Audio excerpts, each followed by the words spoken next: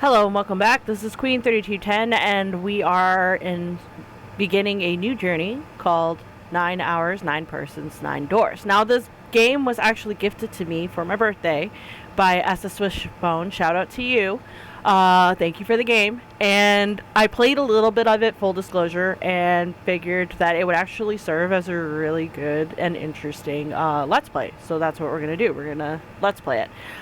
Normally with this kind of game, I would play using the controller, but I'm going to give mouse and keyboard a try. And yeah, time to start. So it's now creating a save data. Please select save slot. Now, the one thing that's interesting about this game is apparently it's created by Chun's the same guys that created Danganronpa. And in fact, apparently it served as direct inspiration for creating Danganronpa. So that'll be interesting. Like I said, full disclosure, I did play a little bit of it. I didn't complete the prologue. I don't even have any achievements for this game just yet. And it was after a little bit of playing that I decided, you know what, I'm going to give it a try. So.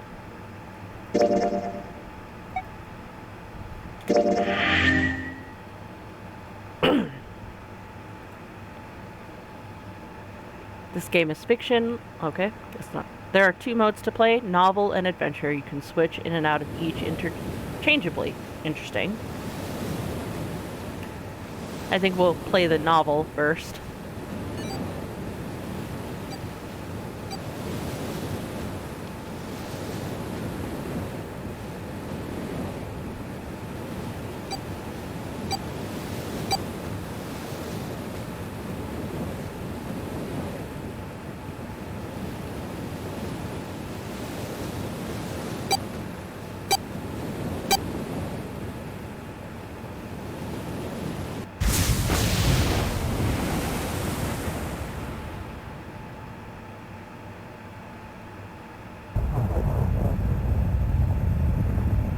A loud noise startled Junpei awake, and his eyes snapped open.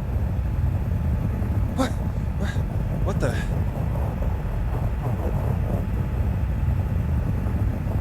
As they adjusted to the light, he realized something. Wow, the text goes by real fast. With a crack, Junpei's head connected with something metal. He rolled over and threw out a hand to steady himself, but he found himself groping at empty air. Whoa! His balance lost, his still fuzzy mind struggling to understand what was going on. Junpei tumbled down to the cold, gray floor. Ouch! God damn it! Ah, what the hell? Sounds like me if somebody wakes me up prematurely, too. A bed? That fell pretty far. That really hurt. Yeah, no joke. I had a friend who fell off a bunk bed. She landed on some Legos and ended up breaking her arm. So yeah, excruciatingly painful. Can't imagine what it would be like to fall off the 3rd bunk. Damn, my eyesight's kind of blurry. Must have hit my head. No, wait. That's not it. No, it's the ship. It's shaking. I assume we're on a ship, based off of that first image. An earthquake? But it's shaking too fast for that. Could just mean that we're moving. Anyway.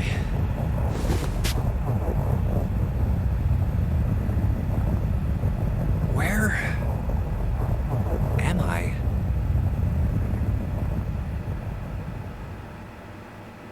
Wait, it stopped?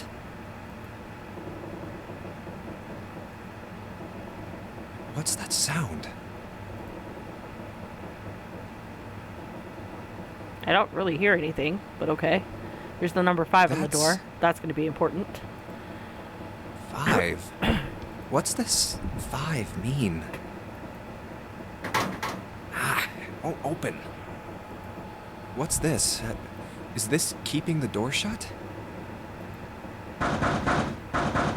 Hey! Hello? Is anyone there? Open the door!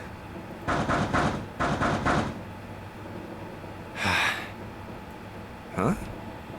What What the hell is this?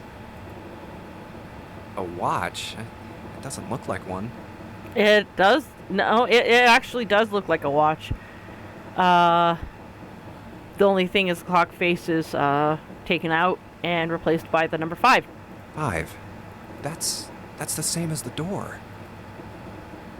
What? How do I take this off? It has no clasp though. Yeah, Danganronpa definitely took inspiration from this. If you recall from Danganronpa 3, the end of Hope's Peak Academy, in the future arc, the characters had a similar device on their wrist. The only difference is it told of the forbidden action that they were not allowed to do, and if they did it, they died. So you can definitely see the inspiration. Pushing something on this will work? Doubtful. Nothing. Damn. Guess I'll have to force it off. And of course, you can't take it off. No good. This stupid thing won't come off. What the hell is the deal with this thing? Where am I? On a ship, doofus. And why the hell am I here? That would be a question I can't answer. Why? Because I only just started playing the game. What the hell happened to me? All of these are good. Oh. My head. Huh. This is... Hold on. Am I on a ship? Ding, ding, ding. We have a winner. I can't see anything. If only it wasn't so dark outside. Huh? Step away from the window. You gotta be kidding me. What the hell is going on here? Step away from the window. What the hell? God damn it! Hey! Anyone! Is anyone there?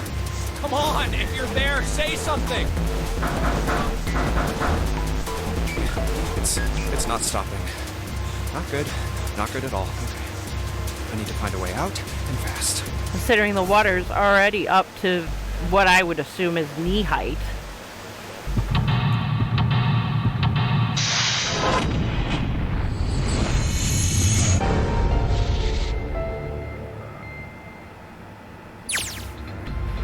Okay, so this is a third-class cabin.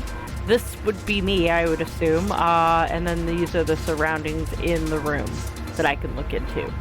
Ooh. Operations during an escape. During an escape, you are restricted to an area. Your goal, search around to uncover how to unlock the door. There are items and hints in the room that will help you escape. Click on a location you find suspicious to search the room. Use the Q and the E button to move around the room. Like that. Okay. So first things first, I already see something here. About items. Once you've obtained an item, you'll be able to go to an item screen.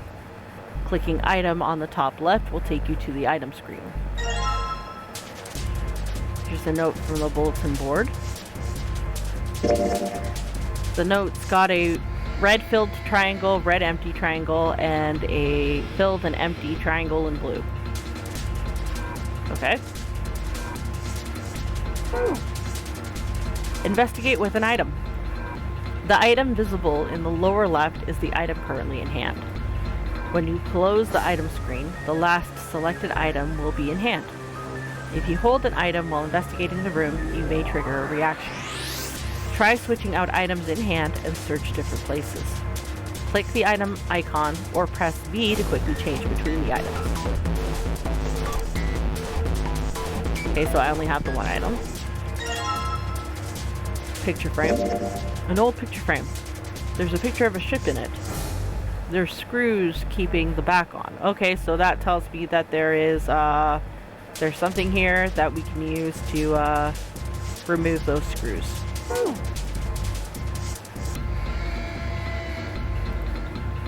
Doesn't seem like there's anything hidden in the sink. This is the only drain in the room. The sink is a piece of junk. Well, I won't be draining any water here, I guess. There's a towel next to the sink. This is the middle bunk. This is, as far as I can tell, a pole that is attached to the bed.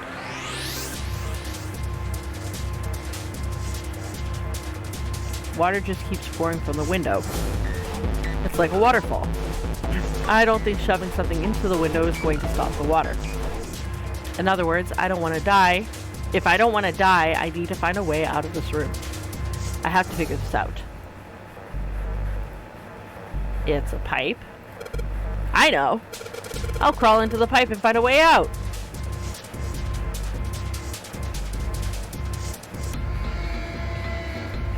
There's nobody here to make fun of my lame jokes. That wasn't even... I barely even... Ugh. Man, this sucks. Yeah, you suck. Okay, so I guess we've done everything over here. This is the door to the stove. Well, it opens easily enough. Sure wish the door would get out of here. To get out of here was that easy to open. Up! We have a screwdriver. Now what we're gonna do is we can combine, like Resident Evil, we can combine these, I think. Well, the screwdriver got those screws off easily enough. Here's the picture. And here's the picture. Picture of an old cruise liner. It looks like it's got some code on the back here.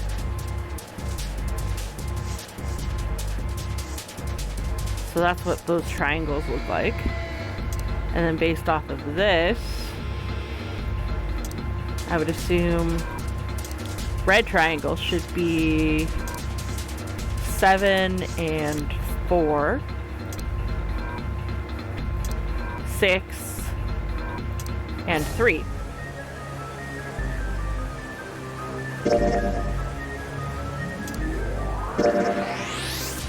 1, 2, 3, 4, 5, 6, 7, 8, 9, 0. So someone wrote a bunch of numbers and symbols on the back of the picture, huh? Combining items. Select combine on the item screen to combine two items. If the two items can be combined, you will receive a new item. If they cannot, then nothing will happen. Try out different combinations of items you find in your search. A screwdriver, huh?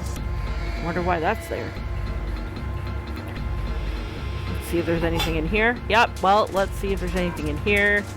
Looks like there is. A key? Yeah, there's a little blue key in the bottom of this pot. Odd.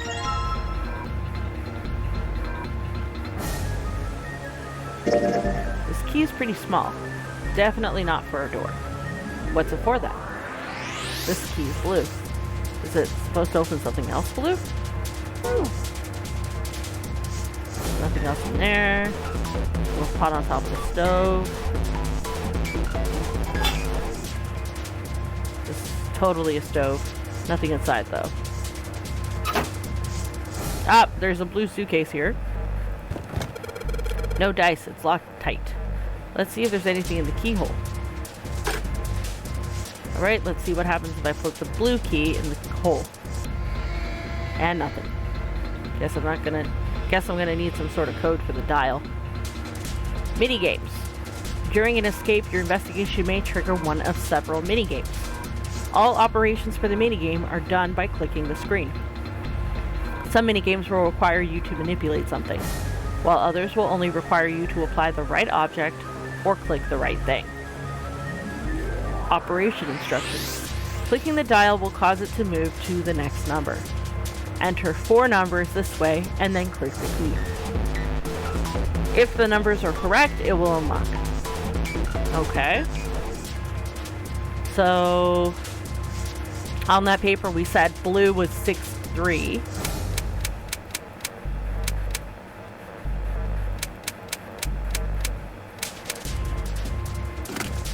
Nope, that didn't do anything. So I guess we're going back. Damn it. Open, you stupid thing. I don't think it's going to open if I whack it on the wall a couple of times. Might make me feel better, though. Not going to help, though. Alright, Junpei, don't freak out. Keep it cool and look around for some more clues. Okay.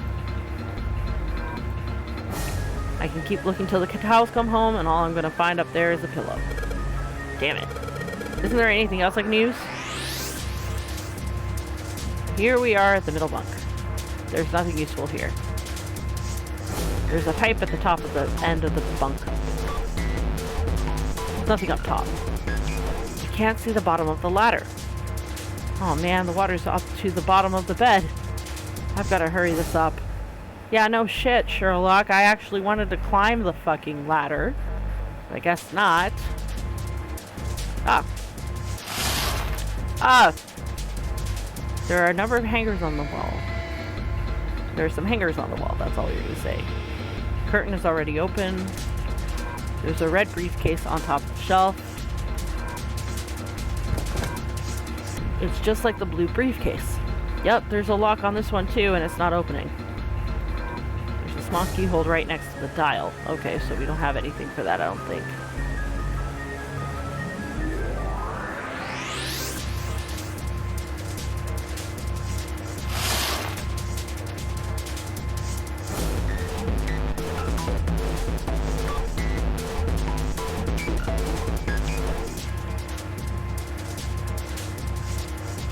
Okay, let's examine the door.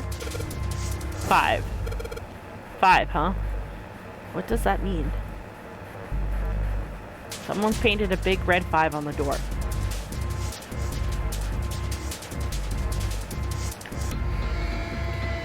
I guess that's a lever, huh? Maybe if I pull it? Well, it looks like pulling on the lever just makes a weird noise. Great. The light's still red and the display hasn't changed. Damn it. Why the hell isn't this thing opening? Some good questions.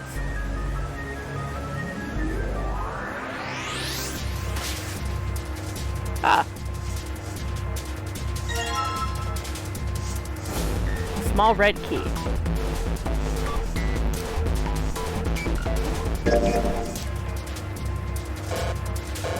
Okay.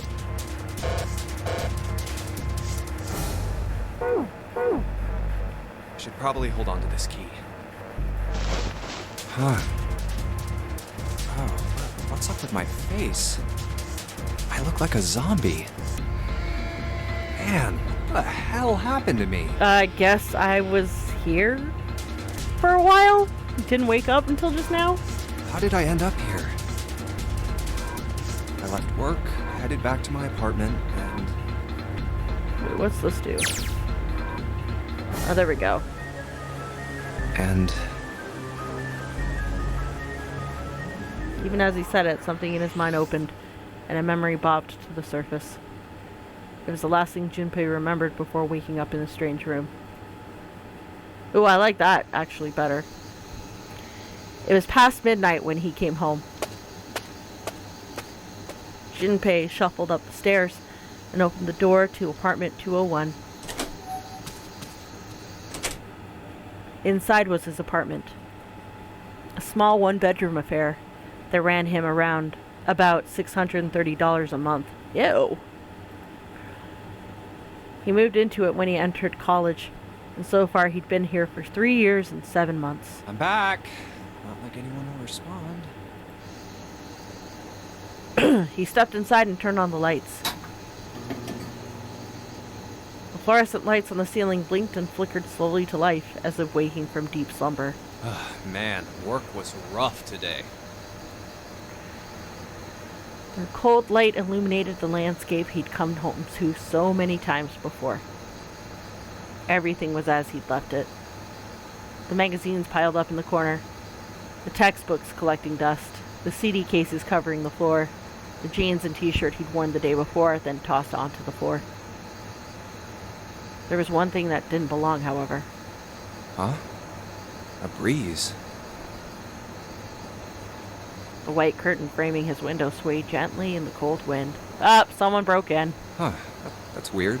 Did I leave that open? Nope, someone broke in and you're about to get attacked. Junpei walked towards the window, trying to remember if he'd closed it or not before he left. One of the panes was hanging open. He stuck his head out and looked around. Everything looks okay. must have forgotten to close it. He closed the window. Then it happened. What? Junpei turned and found himself face to mask with a man dressed all in black. The man wore a deep hood and a bulky gas mask. His face was entirely hidden. Who are... Suddenly, he couldn't finish. Junpei tried to yell, but all he could manage was a strangled croak.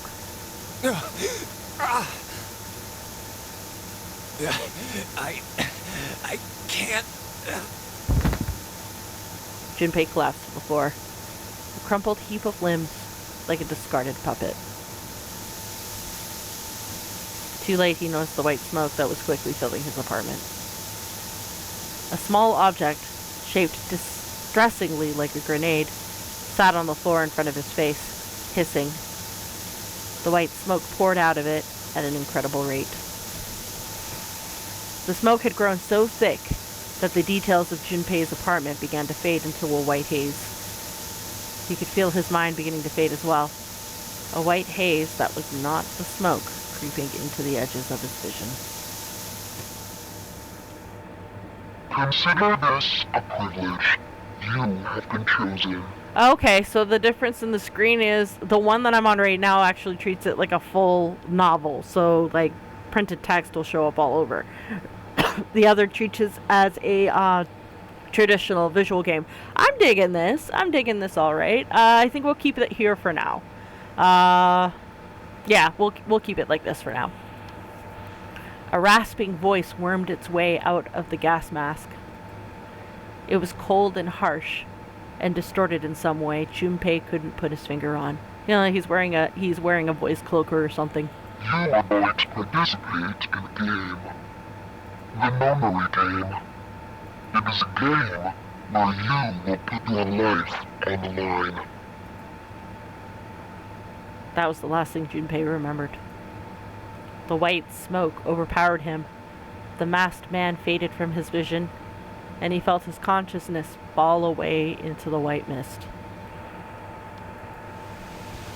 That's right. That guy with the gas mask. That son of a bitch must have taken me here. Yep. When I get my hands on him... He ground his teeth in frustration and strained to remember anything about his attacker's figure. Well, I guess there's no way to know if that was a man or not. The voice had been cold and mechanical, likely passed through a voice changer, and the body had been covered in a thick cloak. Just who was that? They said, you have been chosen. What it might mean? That was beyond him. What the hell is going on? Why me? There was only one thing from his memory that seemed important. You are going to participate in a game. Hi, Jigsaw. The Nonary game. It is a game where you will put your life on the line. Hello, Junpei. I want to play a game. The Nonary game. Huh. What the hell is a Nonary game? God damn it! With a yell, Junpei drove his fist into the mirror. But it didn't break. There's nothing left on the mirror. Okay. So now I have the red key.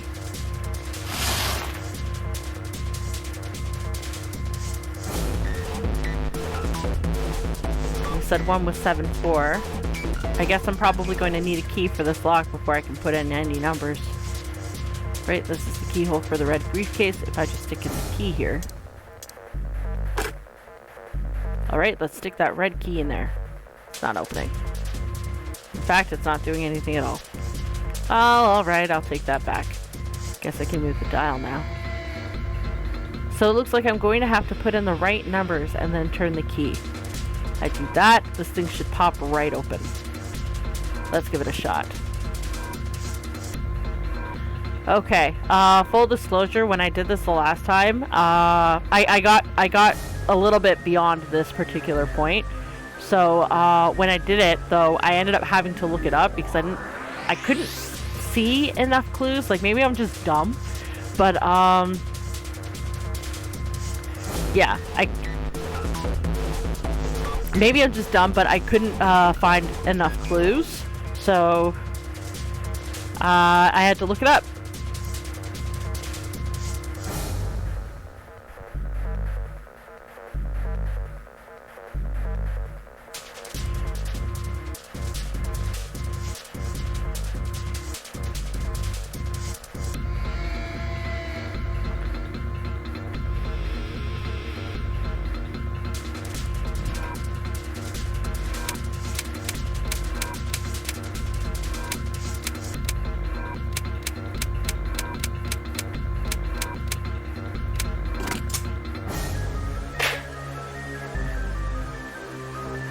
Yes!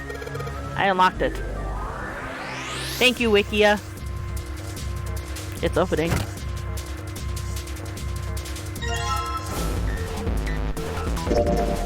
These look like key cards.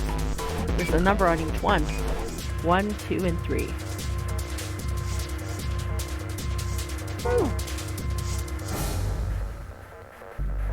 Okay, I guess we're back out of that, because there's nothing left.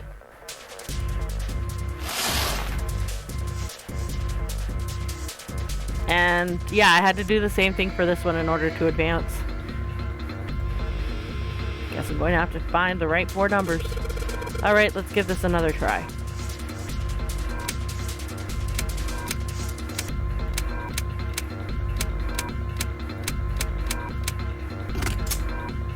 And done. Alright, let's see if these numbers work. You turn in the key, and hey, look, it looks like it's working. Yes! Alright, let's open it up. Yes! It opened. Looks like there's something in here. What is this? A file? Looks like there's something in this briefcase. Is this some kind of file? File screen. If you find any documents or notes during an escape, the information contained in them will be available on the file screen. Press the left key to open the file screen. Alright, let's see what's in this file. Digital route. Let's see here. Compute a digital route with the following steps. First, add all the numbers in question to one another. If you end up with something greater than a single-digit number, add the digits to one another. For instance, if you have a double-digit number, add the number in the tens place to the number in the ones place. Oh, fucking hell, it's math. Keep adding digits in this manner until you have a single-digit answer. That final single digit is your digit root. For example, the digital root of 678 would be... Okay, let's see. So let's see if we can figure this out before the game tells us. So 6 and 7 is 13. So add so change the 6 and 7 is 13. So 1 plus 3 would equal 4, and then 8 plus 4 is 12. Add the 1 and the 2, and that's 3. So the answer would be 3. 6 plus 7 plus 8 equals 21. Or they do it the long way, that's fine. Or the short way, rather. Which translates to 2 plus 1 equals 3. Either way, I was right. It's fine. Therefore, the digital root of 6, 7, 8 is 3. For example, the digital root of 1, 2, 3, and 4. So 1 and 2 is 3, plus 3 is 6, plus 4 is 10. And then 1 plus 0 is 1, so that would be 1. Therefore, the digital root of 1, 2, 3, 4 is 1. I see. So I just keep adding numbers until I get a single digit number. Oh, looks like there's something in the back of this thing. A notebook, a pen, and a calculator. And a stack of key cards, huh? Looks like some key cards. There's a number written on each card. 6, 7, and 8. Does that mean something?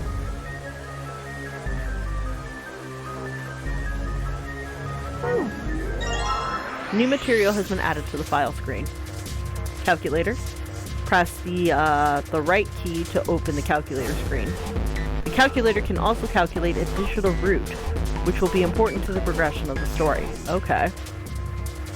So math will literally save my life. Fuck. Well, I'm glad they gave me a calculator.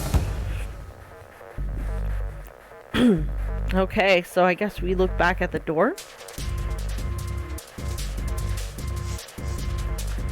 These cards with the numbers on them. I'm pretty sure this is where I'm supposed to use them. Yeah, because there's a card reader slot. Alright, let's slide these cards and see if they work. And... nope. It's not working?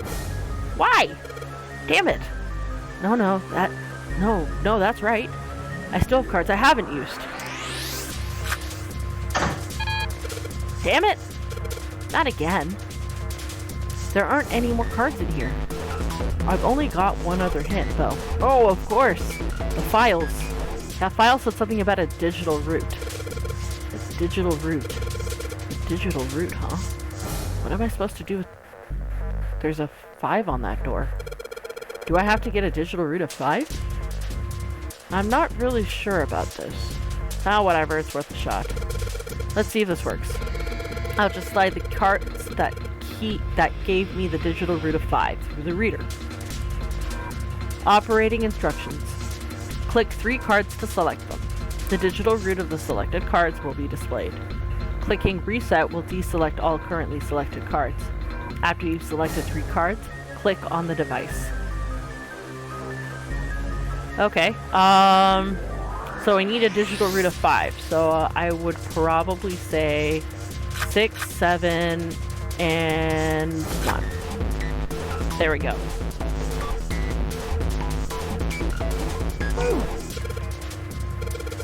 What?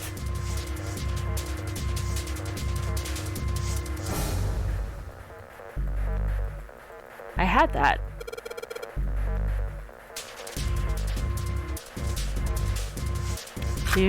No.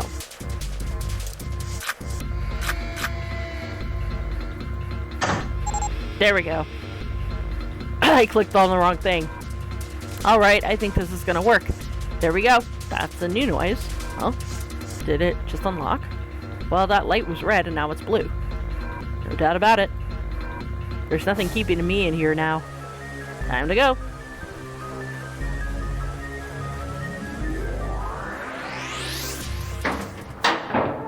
Hooray!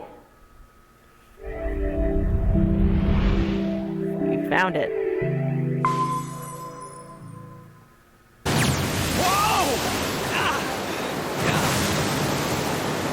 Accompanied by a wall of angry water, Junpei shot out of the room and into the opposing wall.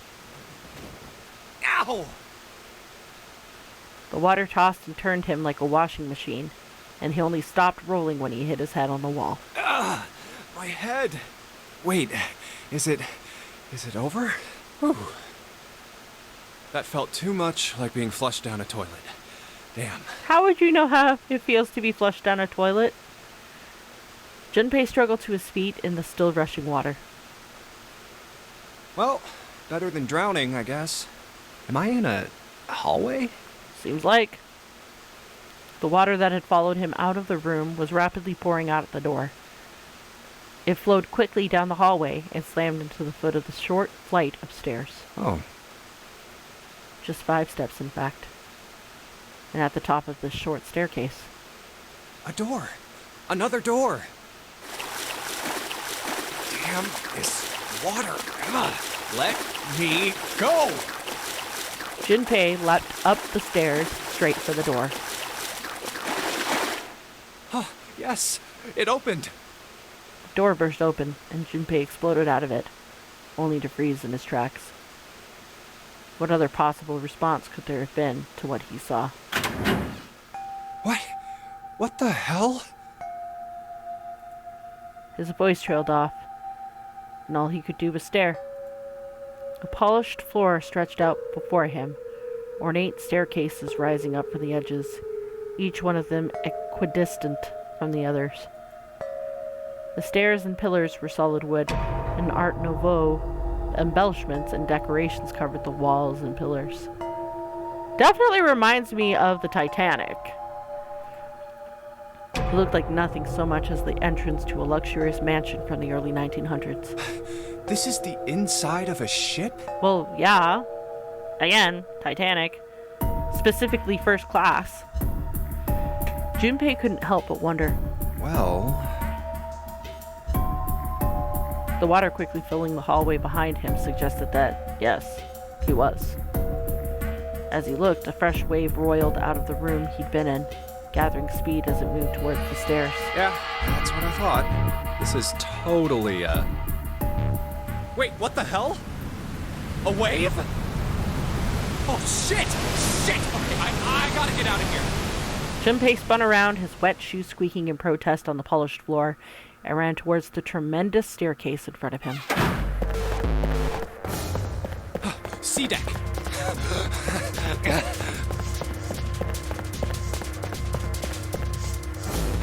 B deck. Hurry! Hurry! As he ran, he glanced quickly at the plates mounted on the wall, denoting the decks of the ship. A deck's next. He took the stairs 2 at a time, not entirely sure where he would find himself. Just as he began to wonder where, in fact, the stairs did lead. What? Junpei saw another person out of the corner of his eye. People. He stopped short, nearly tripping over the next stair, and looked. It wasn't just one person he'd seen. On the landing on the left of the stairs, there were 4 people staring at him. And on the right side, 3 more. A lot of people. All told, there were 7 of them. It looked as though they had been on their way down the stairs. They stopped short when they saw Junpei, their eyes wide. He'd done the same, of course, and now they stood there staring at one another. Junpei didn't move, one foot placed awkwardly on the next step in the middle of the stride. Who were these people? This entire interaction lasted only a matter of seconds. The woman spoke to Junpei, and time began to move again. I guess it's another one of us now. A dancer? The woman was dressed, Junpei thought, rather like a dancer. Her clothes covered very little, and her prodigious jewelry little more. No, I'm not. You better get moving. With no further ceremony, she ran straight past Junpei and towards the doors behind him. Okay then. The sudden proximity of a woman with such striking assets left Junpei momentarily stunned. But the others wasted no time and quickly followed the strange woman. Silver hair? Huh? The first to pass Junpei was a young man with silver hair. He threw a quick glance in Junpei's direction as he ran, muttering, One of us, huh? What? Nothing. Following him was an older man, his face calm and without fear. Soft wrinkles sprouted from his eyes, and he came close enough as he passed for Junpei to see wisps of gray in his hair. His composure and shock of hair struck Junpei as rather like that of an elderly lion. Going up won't do you any good. There are 2 doors, but neither of them will open. Wait, hold on. The doors won't open? Next to speak to Junpei was a girl with pink hair and a high voice. Come on! Aren't you coming? You gotta hurry! Her small hand was wrapped around the wrist of another man. His eyes were closed, almost as though he were sleeping. His features were graceful, almost serene. He was dressed rather elegantly for someone his age. Something about his posture seemed very refined, and Junpei couldn't help feeling he was noble and dignified somehow. The tie and the rumpled appearance of his shirt suggests otherwise. He's certainly never seen one, but this man seems like what Junpei had always imagined a prince would look like. Yeah, dressed sloppily like a certain former president. And former prime minister. That's 9 of us then. All of the cards are in hand. What does that mean? Junpei opened his mouth to ask what the other man had meant, but the girl with pink hair brushed past him. Wait! They're gone.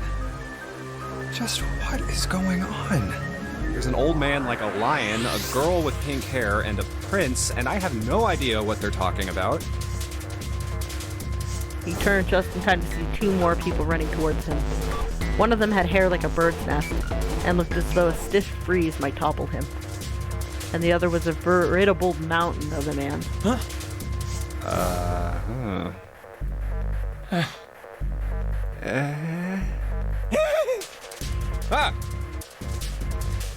The scrawny one scuttled past Junpei as though he were running from something. What was that all about? Good question. Hey! What the hell are you just standing there for? Didn't you hear him? The doors on A deck are no good. We gotta check the doors on B deck. Got it? Now go! Before he had a chance to respond, the man laid a massive hand on Junpei's shoulder. With no more effort than Junpei would have used to brush aside a fly, the man shoved him out of the way. Oh. Thrown off balance by the man in recent defense, it took Junpei a few steps to get his bearings. He finally regained his balance and looked up at what the other 7 had been running towards. Hey man, that was dangerous. Huh? There were 2 pairs of large iron doors set into the wall in front of him. They looked quite sturdy, and each had handles jutting from them. Written across the surface of each door in red paint was a number. The door on the right. 4? And this one says 5. They're the same. The guy Junpei had decided to call Silver was mumbling to himself. The room I woke up in had a number on the door just like that. You too, eh? With an arched eyebrow, the lion looked over at Silver. My cell was the same. A number upon the door. I opened it, ran down the hallway outside, and found myself in a rather grand room full of stairs, as I suspect in the rest of the room. It was as though the floodgates had been opened. They all began to talk at once. Me too. Same for me. There was a door with a number on it. It soon became clear that each one of them had awoken in a room with a locked door and solved the puzzle to escape. They'd all ended up in the same room. Almost as though they'd been guided there. Yes, we all saw the same thing. That's not important. We need to hurry. You think I don't know that lady? Before the dancer had time to finish, Silver was already running. Open! Damn it! He grabbed a hold of the door labeled 5 and pulled. However, Fuck, it's not opening. This damn thing won't even budge. Out of my way! the mountain grabbed Silver's shoulder and tossed him aside. His path cleared, he took a few steps back and threw himself at the door. Once, twice, 3 times, 4 times. The door shook as his body slammed into it, but showed no signs of breaking or opening. The man threw himself at the door again. A body slam from a guy that big didn't even budge it. There must be some other way. Junpei turned towards door 4. I'm thinking it's the same method that Junpei used to escape his room. They have to find the root number. Next to the door on the wall was a small box. This looks just like the device next to the door in that room earlier. No it doesn't. It looks slightly different. So that means this door is probably locked too. But still... He had to check. Junpei grabbed a handle and threw all of his weight into it.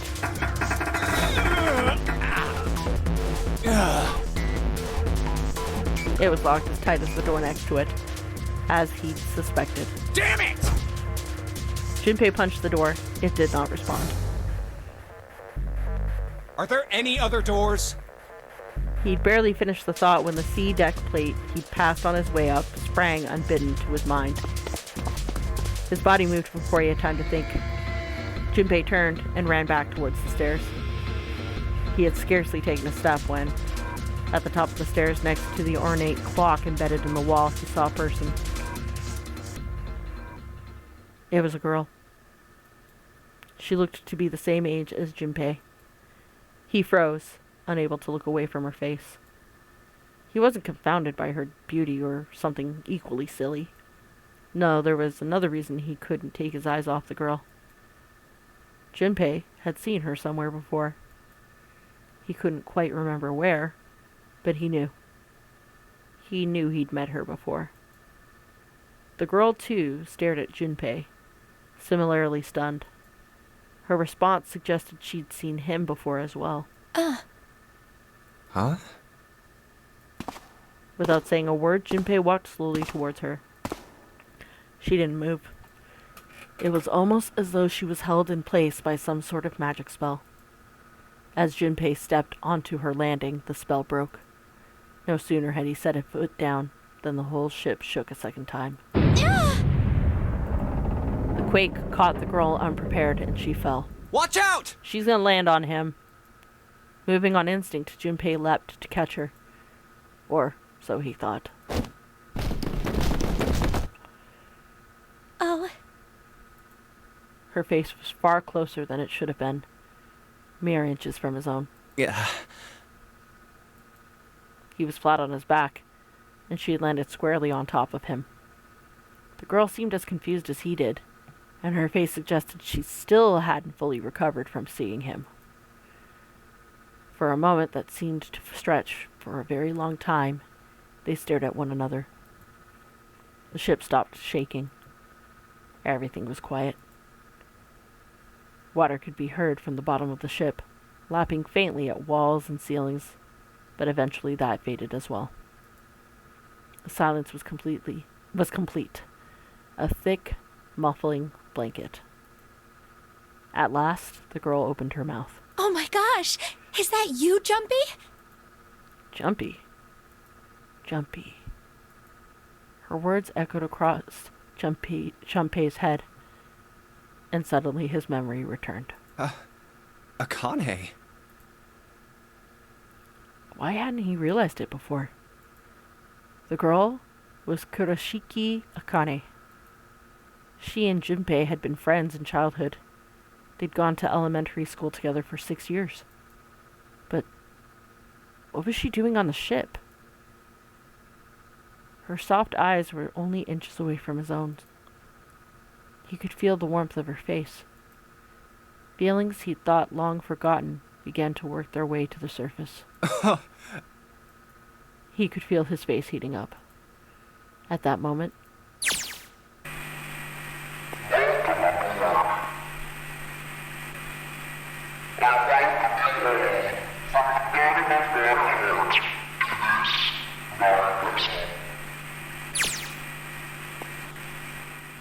What?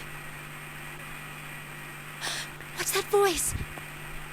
they hurriedly entangled themselves from one another and struggled to their feet. Their 7 companions had heard the voice as well, and many of their faces had gone pale. They looked around frantically, desperate to locate the source of the voice. At last they found it, a speaker set in the ceiling.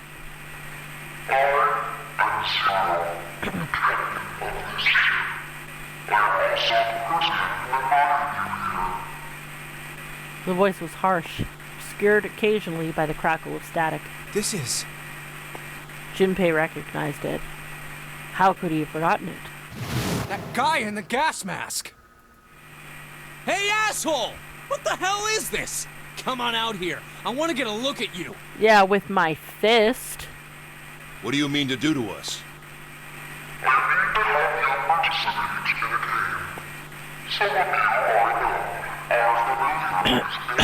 Oh, so we have some repeat performers in here.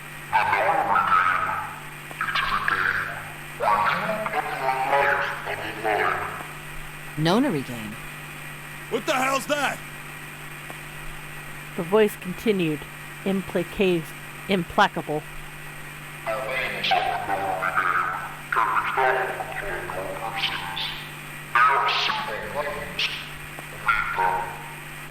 What is he talking about? Hey, there's something in my pocket. Check this out. And you didn't notice it beforehand? Really? Silver reached into his pocket and pulled out a small slip of paper. The rest of them reached into their own pockets and pulled out similar slips of paper. Junpei followed suit and dug into the pocket of his pants. He felt the telltale crumple of paper, slightly damp from his earlier ordeal. Hey, I got one too.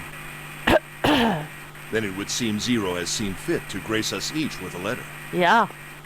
Would you mind terribly reading it to us, young man? Okay, so Junpei is a narrator now. Cool. His request had been delivered to Junpei, who, after a short moment of surprise, did as he had been asked. On this ship, you will find a handful of doors emblazoned with numbers. Check. We will call them the numbered doors. The doors in front of you are a pair of the same. The key to opening these numbered doors are the numbered bracelets that each of you possess. Should you total the numbers on your numbered bracelets and find that the digital root of that number is equal to the number of that door, the door will open. Only those who have opened the door may pass through. There are, however, limits. Only 3 to 5 people can pass through one numbered door. All those who enter must leave, and all who enter must contribute. So this thing on my arm is a bracelet. It looks more like a watch, but yeah, we'll call it a bracelet. He glanced around. It looked like everyone else had one as well, and had come to much the same conclusion. The purpose of the game is simple. Leave this ship alive. It is hidden, but an exit can be found. Seek a way out.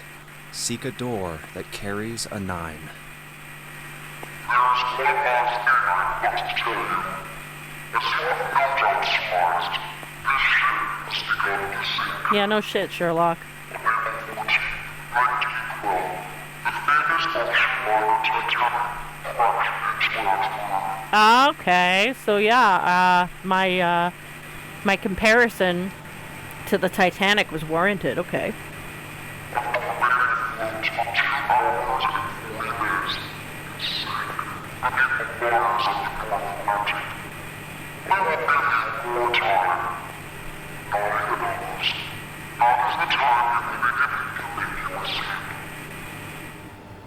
The voice finished, and the speaker went silent. I hear a bell. I think it's coming from over by the stairs. It's the clock telling us the time. Everyone had their eyes on the antique clock embedded in the wall. 7, 8, 9. The sound of the 9th bell faded away. The 10th never came. It rang 9 times, so 9 o'clock then? I think it's 9 p.m. I couldn't see anything when I tried looking out the window earlier. It has to be nighttime. If that is the case, then we would need to escape by 6 a.m. tomorrow.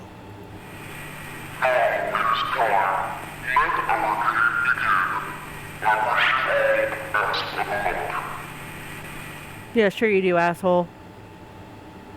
The speaker went silent and did not speak again. Hey! You bastard! What do you mean by that? Come out here, you asshole! That guy won't stop shouting. No, he won't. He's rather loud, that one. And the others.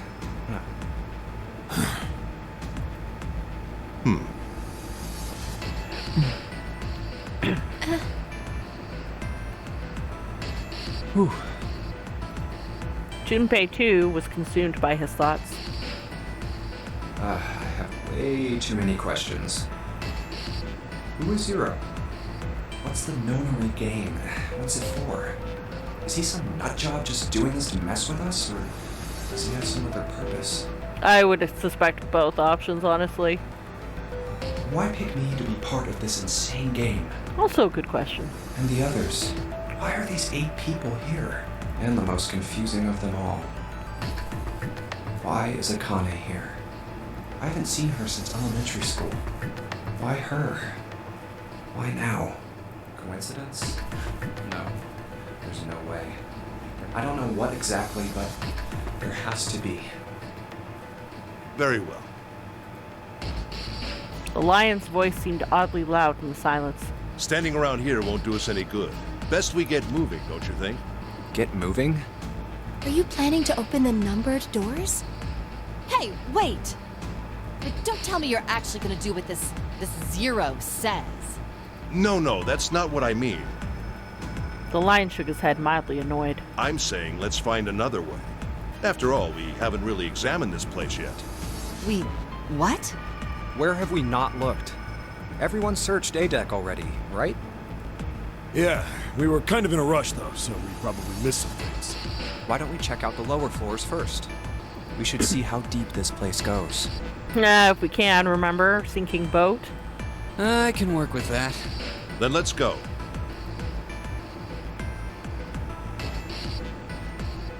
Back down to C deck. Yep. Whoa! What the hell? It's completely submerged. Damn. If the water level keeps rising like this, we're all gonna drown. No, I don't believe that's something we have to worry about. Prince knelt down and gently drew his hand across it. See? The water's not flowing. That means the origin of the water has been stopped. Perhaps this Zero fellow has used some sort of remote control to seal a watertight door lower down. I mean, if you think about it, it makes sense. He just said that the Titanic sank in under 3 hours after it hit the iceberg. So if the time limit is supposed to be 9 hours, it makes sense that he would have a means of slowing down the flow. He said that our time limit was 9 hours. Yeah, exactly. In other words, this water won't rise for 9 hours. Or it will rise intermediately within those 9 hours. And you're saying we won't sink till then? Well, that may be a little too optimistic. No point to wishful thinking. That's depressing. If we don't determine a way to advance from this point, we are stuck on A deck and C deck. Looks that way. Hey, hold on. How about we check C deck before we jump to any conclusions? We might find something there. Huh, you're right. I think we should look at the metal doors by the big staircase, too. They're pretty suspicious. No numbers on either door. Good point. And I don't see an authentication device either. Nope. It's locked. This one too. Damn, none of the doors are opening. Hey guys, over here. There's another door behind the stairs. This one doesn't open either. We'll see about that. Hey, old man. Give me a hand. Using force, I see. Let's give it a try. Bounced off.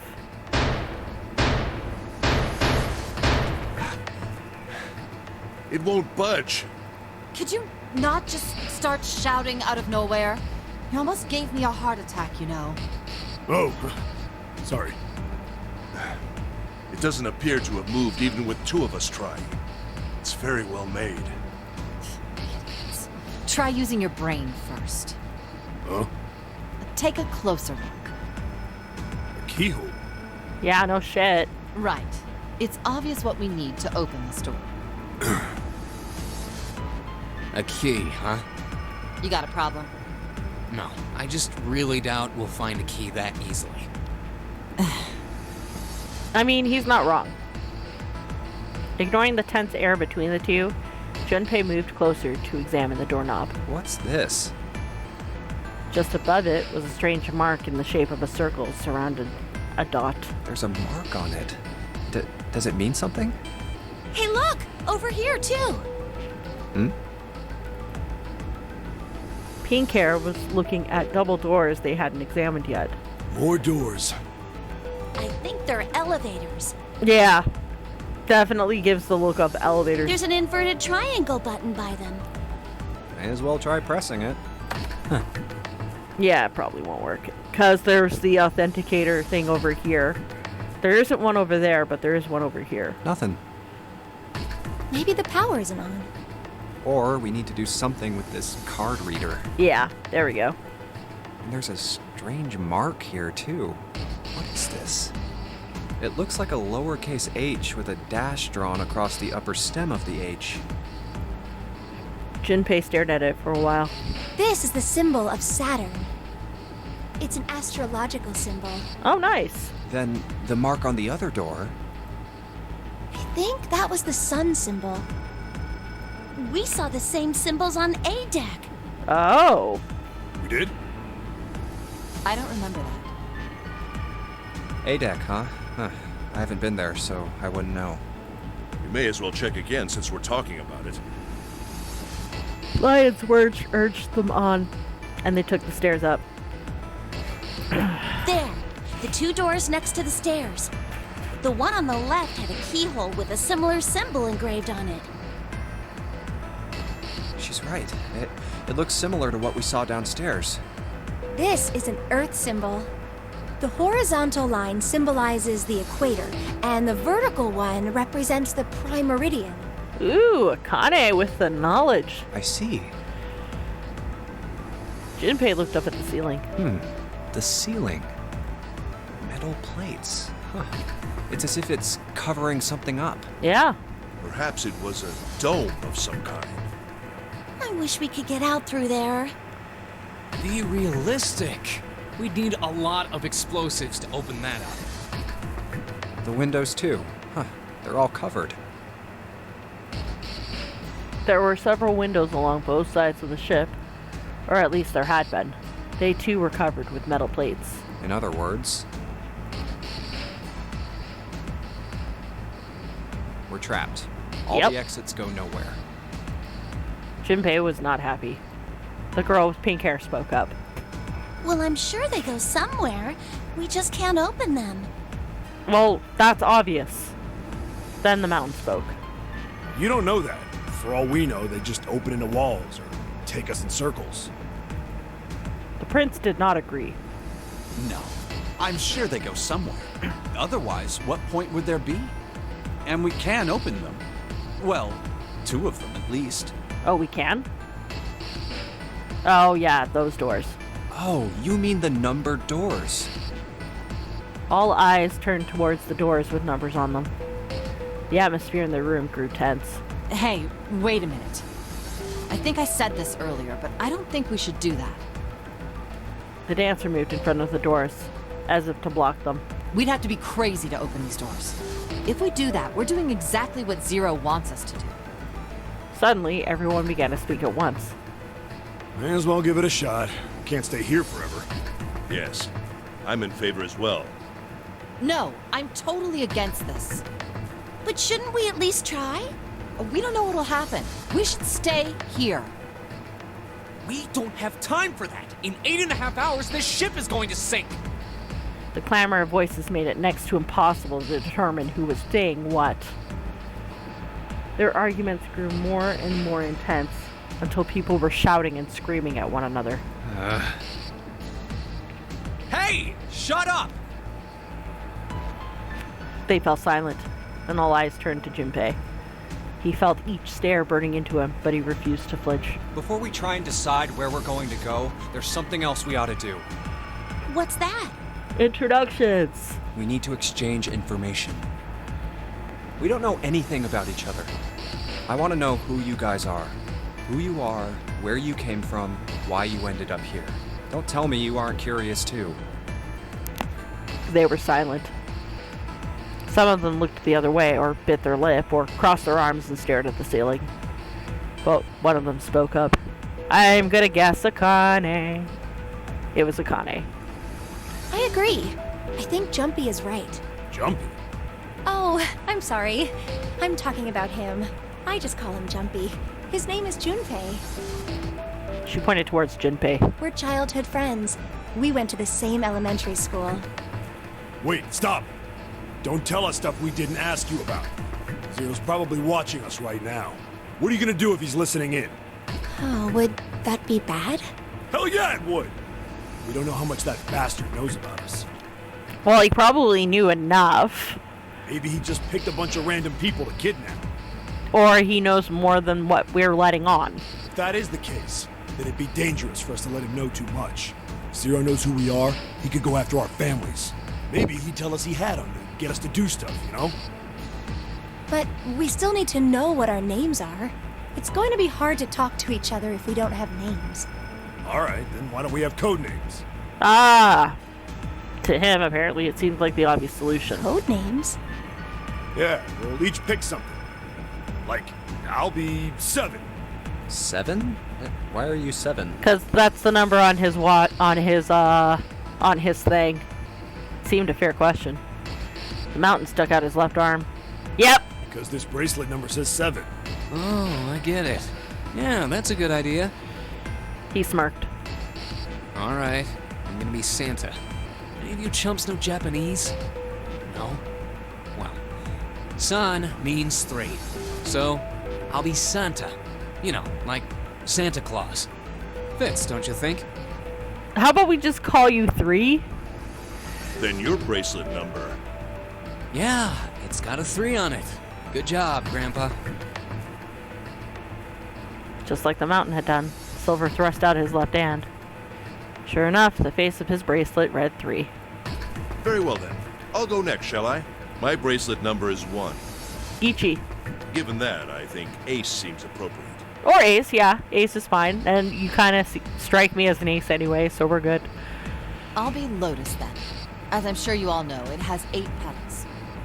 Which Really? means, of course, that my bracelet number is 8. 8. I would appreciate it if you would call me Snake. My bracelet number is 2.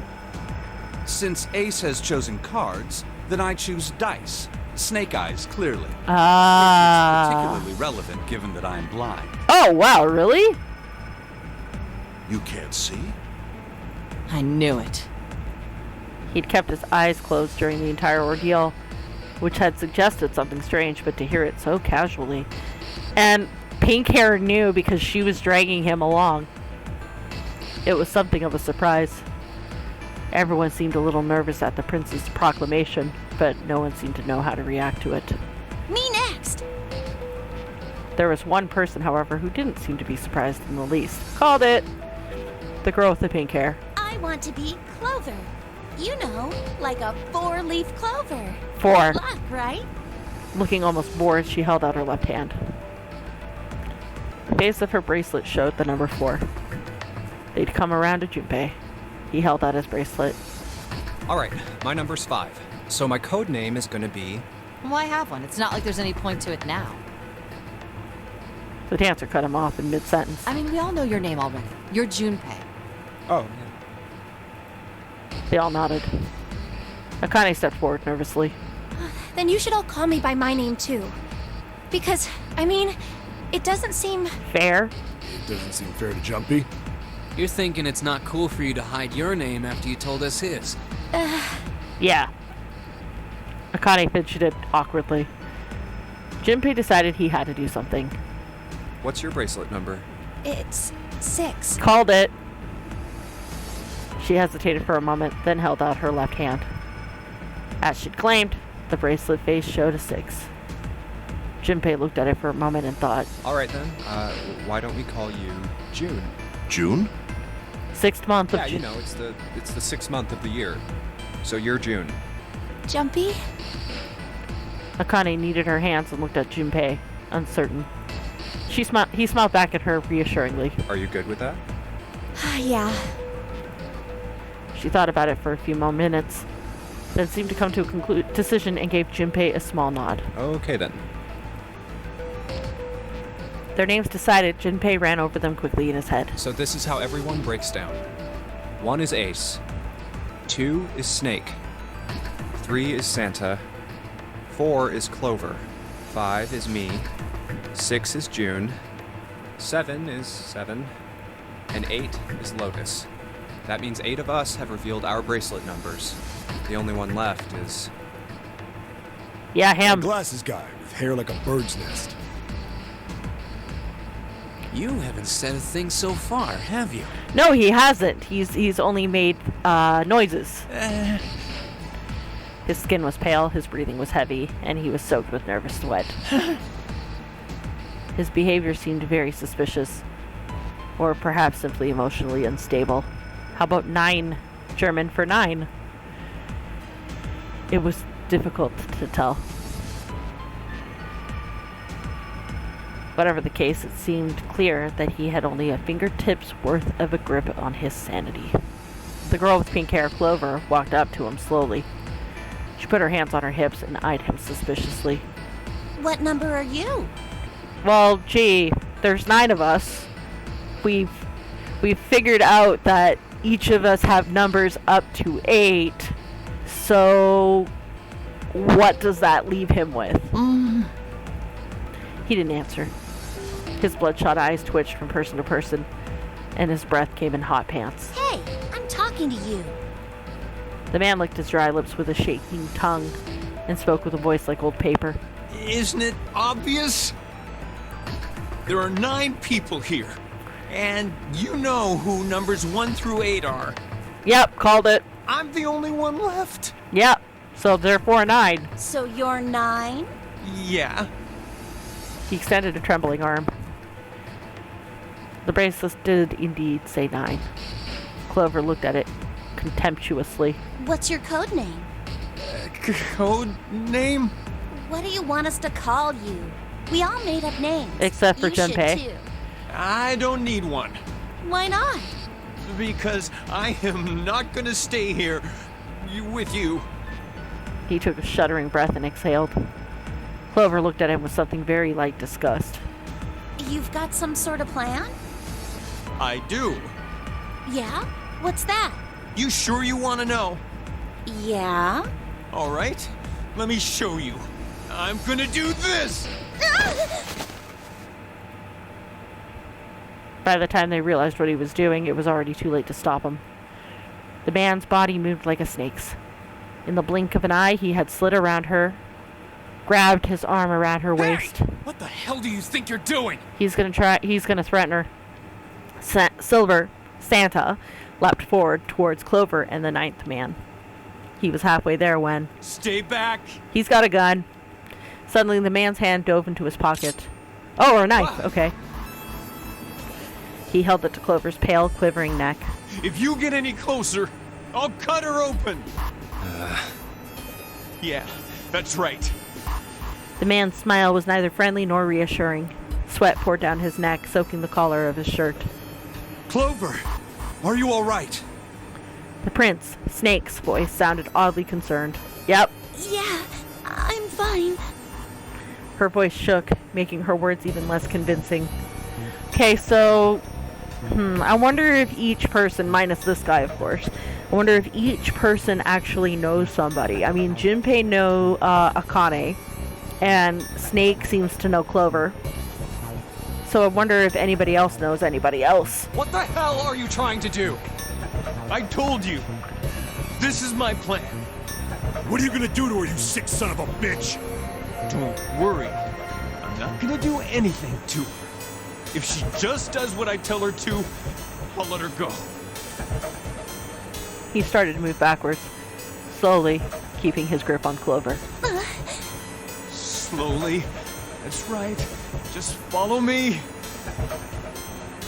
Keeping their distance, Junpei and the others followed. Eventually, the man reached the wall. He gave a start as his back touched it, then glanced around quickly and spoke. Here. Verify. The left. Look on your left. Do you see the device on the wall? Place your hand on the scanner panel, the round part. What if I don't? The man's nostrils flared and he looked like he was about to choke. Are you an idiot? What do you think? I could slit your throat right now. I'll kill you if I have to. All I need is your bracelet. Just do it. Do it now. He pressed the knife against Clover's neck hard. Okay, I'll do it. Slowly, she stretched her left hand out towards the device. Like this? Her back was to it, and she had to feel around for a moment before she found the circular panel. It made a cold electronic noise, and on the display above her hand, an asterisk appeared. So that's how it works. He called that round part of the device the scanner panel. If we put He's done this before. Our bracelet number gets entered into the device. Then, should you total the numbers on your numbered bracelets and find that the digital root of that number is equal to the number of that door, the door will open. Junpei shifted his eyes to the floor itself, to the door itself. The number on it was 5. Door 5. Why does this guy know so much about how this thing works? Because he's done this before.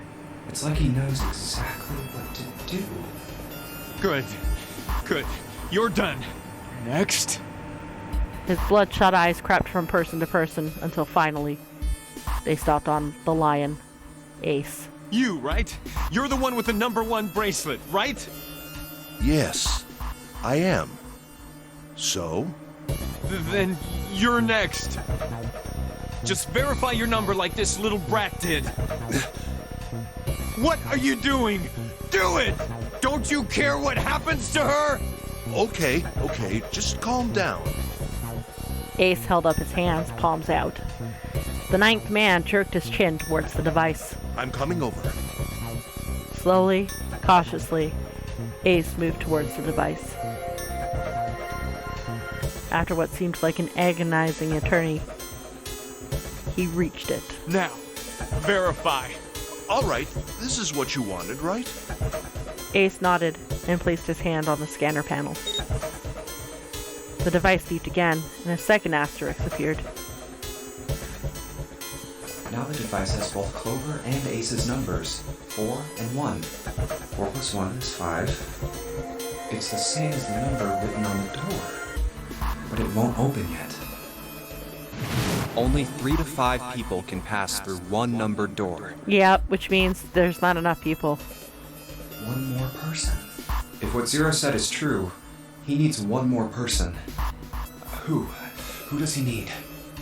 Get back! His voice shook, but the knife he held to Clover's throat made his words a command. Ace took 2, then 3 steps back. No! Farther! More than that! Go all the way back! Okay. Slowly, Ace did what he was told. The 9th man's lips curled into a cruel, twisted smile. Wait, don't tell me. That was when Junpei understood his plan. Clover's 4, and Ace's 1. Added to the 9th man's 9. 4 plus 1 plus 9 is 14, and the digital root of 14, 1 plus 4, is 5. Yep. In other words...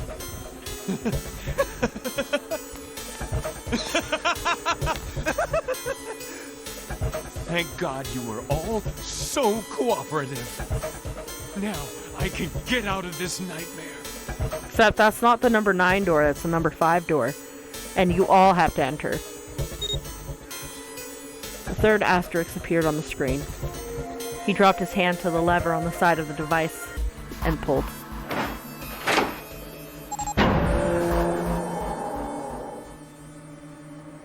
The door opened with a heavy metallic groan. Good! I don't need you anymore! He let go of Clover.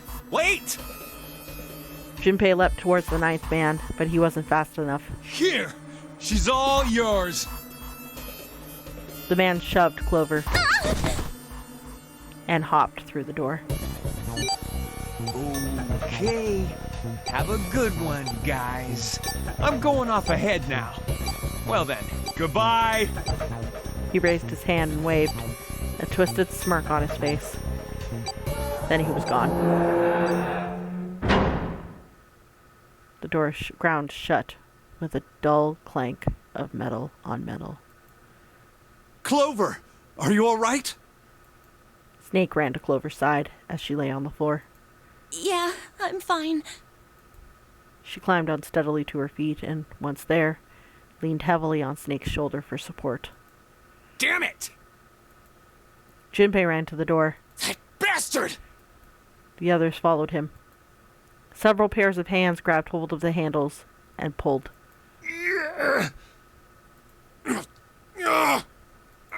Open, damn it! They grunted and strained, but... Shit! It won't budge. That was when Lotus, the dancer, spoke. Her voice was quiet. Do you hear something? Like, what? Like some sort of beeping. Junpei pressed his ear against the cold metal of the door. The others did the same. You're right. I can hear it too. What is it? A bomb. Then they heard something else. It was the 9th man. Why isn't it stopping? God damn it! You lied! Lied? This wasn't supposed to happen! This is wrong! This is wrong! Dead. His voice shook with fear. Safe on the outside, they stepped back from the door and looked at one another. What is happening in there? Open the door, please! I'm begging you! Help me! Please get me out of here! Get me out of here! Ah, God damn it! Junpei grabbed hold of the device. He slammed his fist on the scanner panel. Nothing happened. Why? Why won't it work? Engaged? Is it because it's occupied? Yep. This guy just got himself killed. Oh my god, there's no time left! Listen, I was lied to! He lied to me! He put me in here! It was him! He killed me! It was him!